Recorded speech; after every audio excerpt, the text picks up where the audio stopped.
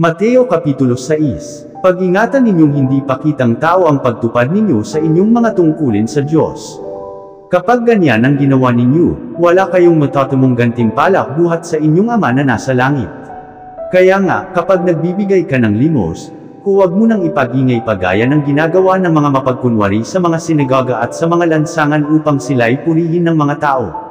Tandaan ninyo, tinanggap na nila ang kanilang gantimpala. Sa halip, kapag nagbibigay ka ng limos, huwag mo nang ipaalam ito maging sa matalik mong kaibigan.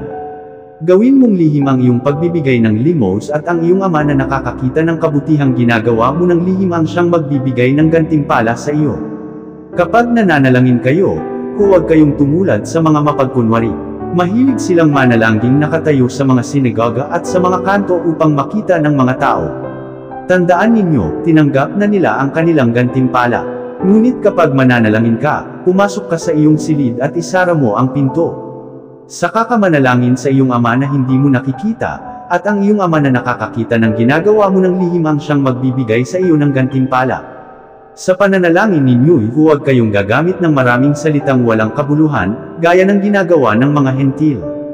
Ang akala nila'y papakinggan sila ng Diyos dahil sa haba ng kanilang sinasabi. Huwag ninyo silang tutularan. Alam na ng inyong Ama na nasa langit ang inyong kailangan bago pa ninyo ito hingin sa Kanya.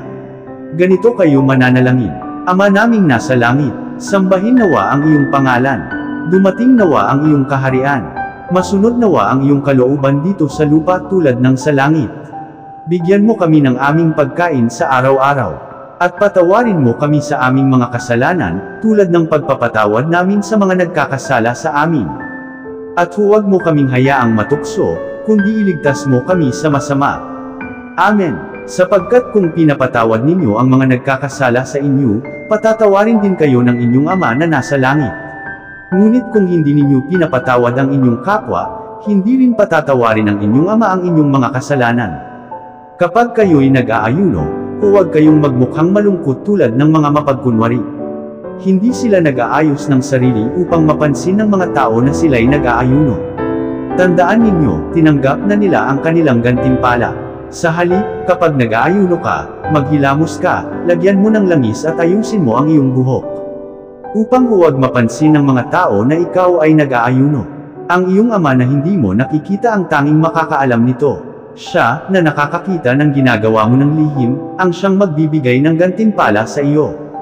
Huwag kayong mag-impok ng mga kayamanan dito sa lupa, dito'y may naninirang insekto at kalawang, at may nakakapasok na magnanakaw. Sa halip, mag-impok kayo ng kayamanan sa langit, do'y walang naninirang insekto at kalawang, at walang nakakapasok na magnanakaw.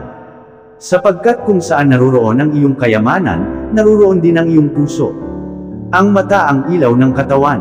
Kung malinaw ang iyong paningin, mapupuno ng liwanag ang iyong buong katawan. Ngunit kung malabo ang iyong paningin, mapupuno ng kadiliman ang iyong buong katawan. At kung ang ilaw mo'y madilim, ikaw nga ay tunay na nasa kadiliman. Walang aliping makakapaglingkod sa dalawang Panginoon, sapagkat kapuputin niya ang isa at iibigin ang ikalawa, paglilingkuran ng tapat ang isa at hahamakin ang ikalawa. Hindi ninyo maaaring paglingkuran ng pareho ang Diyos at ang kayamanan.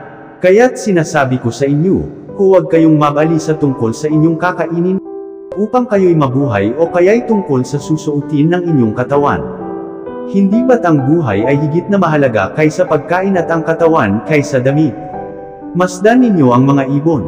Hindi sila nagtatanim ni umaaniman o kaya'y nagtitipon sa kamalig, ngunit pinapakain sila ng inyong Ama na nasa langit. Hindi ba't higit kayong mahalaga kaysa mga ibon? Sino sa inyo ang makakapagpahaba ng kanyang buhay ng kahit isang oras sa pamamagitan ng kanyang pagkabalisa? At bakit kayo nababalisa tungkol sa pananamit? Isipin ninyo kung paano tumutubo ang mga bulaklak sa parang, hindi sila nagtatrabaho ni gumagawa ng damit. Ngunit sinasabi ko sa inyo, kahit si Solomon sa kanyang karangyan ay hindi nakapagdamit ng singganda ng isa sa mga bulaklak na ito.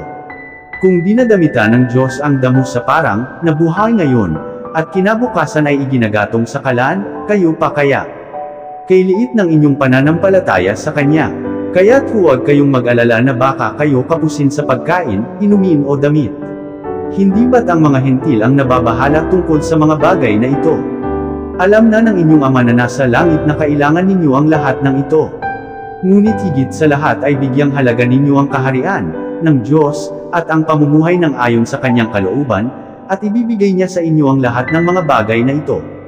Kaya nga, huwag ninyong alalahanin ang bukas, sapagkat ang bukas ang mag-aalala sa sarili niya.